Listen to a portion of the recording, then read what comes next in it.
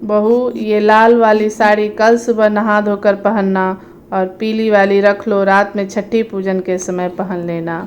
नीरा की सासू माँ ने उसे 2 साड़ियाँ देते हुए कहा, मम्मी जी, दिन में नहा धोकर पहनने के लिए तो लाल वाली साड़ी सही है, लेकिन रात की छठी पार्टी के लिए ये पीली वाली साड़ी बहुत हल्की लग रही है।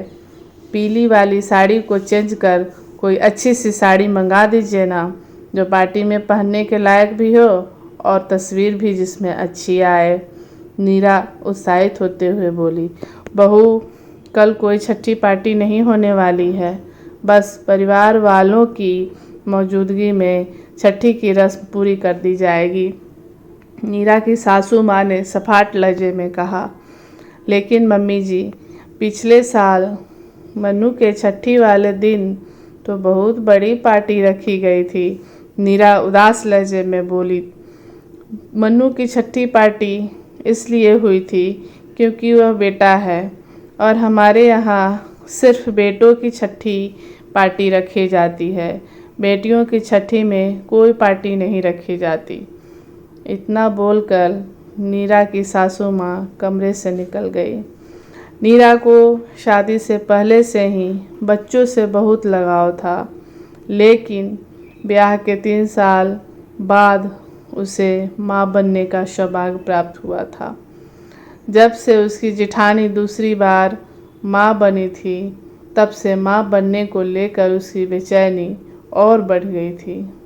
वह अपनी जेठानी के दोनों बेटों चुन्नू और मुन्नू से बहुत प्यार करती थी। बच्चों से उसकी लगाव को ईश्वर ने ज़्यादा दिन तक अनदेखा नहीं किया। जेठानी के छोटे बेटे मुन्नू के जन्म के तुरंत बाद ही उसका पाँव भारी हो गया। जैसे ही उसने टेस्ट किट में 2 गुलाबी लकीरें देखी, उसका दिल बाग बाग हो गया। नीरा हर वक्त अपने पति धीरज के साथ मिलकर आने वाले बच्चे के साथ रहने के हसीन सपने बुनती रहती थी। खासकर बच्चे की छठी पार्टी को लेकर वह बहुत उत्साहित रहती थी, क्योंकि बच्चों की जन्म के बाद होने वाली छठी पार्टी की रस्में उसे बहुत पसंद थी। बच्चों के जन्म के बाद छठी पार्टी में किस किस को बुलाना है, कैसा साड़ी पहनना है, बच्चे का तस्वीर किस किस पोज में लेना है, सब सोच सोच कर ही उसके दिन बीत रहे थे। उसका उत्साह देखते ही बनता था। इंतज़ार की घड़ियाँ ख़त्म हुई और 9 महीने पूरे होते ही नीरा को प्रसव पीड़ा शुरू हुआ। आनन फानन में उसे हॉस्पिटल ले जाया गया। 2 घंटे दर्द सहने के बाद उसके गोद में एक प्यारी सी परी आ गई। परी का गुलाबी चेहरा देखते ही उसके सारे कष्ट छूमंतर हो गए। भगवान की कृपा से सब कुछ बहुत अच्छे से हो गया था। नॉर्मल डिलीवरी थी, इसलिए अगले दिन ही उसे हॉस्पिटल से छुट्टी मिल गई।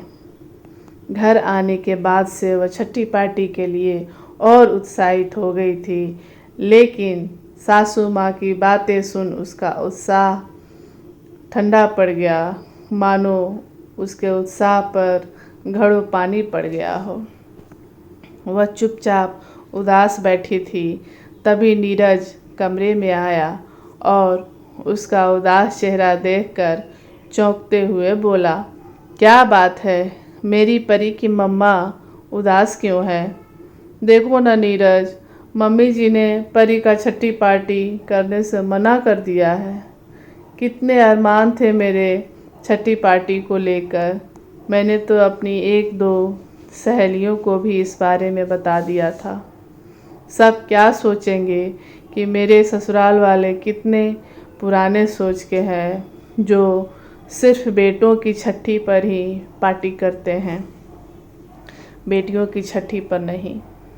नीरा थोड़ा उदास होते हुए और थोड़ा गुस्सा होते हुए बोली, तुम उदास मत हो, मैं मम्मी से इस बारे में बात करता हूँ, वो ज़रूर राज़ी हो जाएंगी।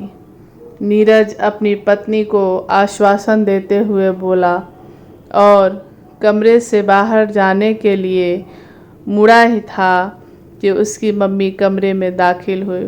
उन्होंने परी को पालने से निकालकर उसे मालिश करना शुरू कर दिया।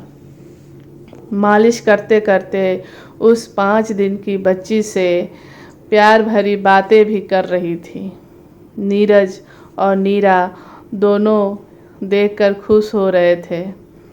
मम्मी, लगता है इन 4 दिनों में परी से आपको बहुत लगाव हो गया है, नीरज ने कहा। हाँ बेटा, बेटियां होती ही हैं इतनी प्यारी कि पल भर में ही किसी को भी अपना बना ले, नीरज की मम्मी बोली।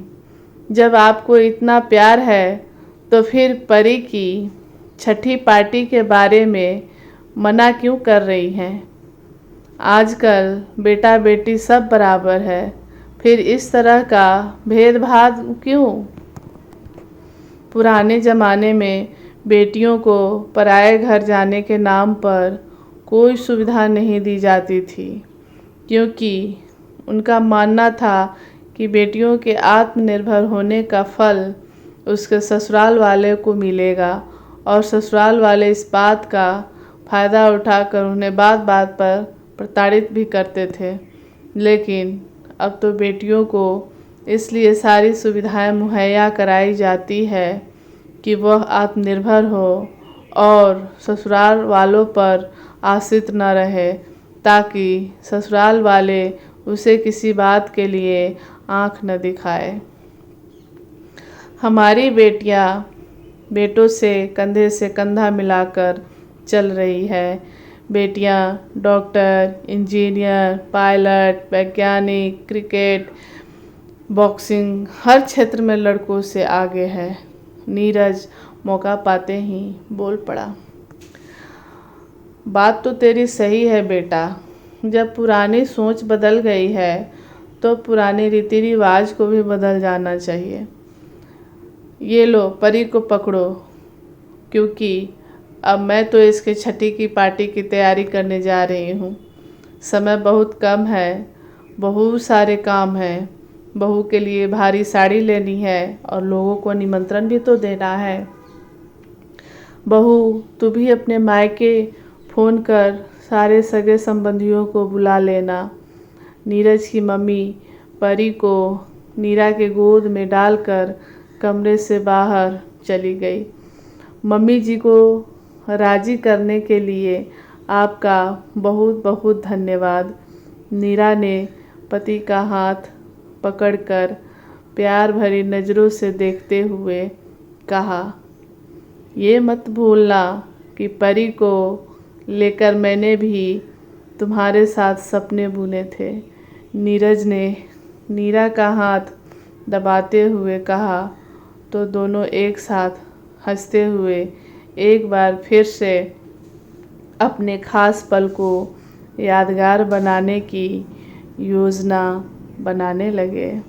दोस्तों, बेटा बेटी बराबर है, इस बात को मानने के लिए लोग आज भी तैयार नहीं हैं। कभी पढ़ाई लिखाई को लेकर, तो कभी ब्याह शादी को लेकर, कभी घर से बाहर जाने को लेकर, तो कभी पुराने रीति रिवाजों के नाम पर बेटा बेटी में भेदभाव करते ही करते हैं। मेरी कहानी आप सबों को कैसी लगी बताइएगा ज़रूर। अगर मेरी कहानी अच्छी लगी हो तो मेरे चैनल को लाइक करें, सब्सक्राइब करें। धन्यवाद।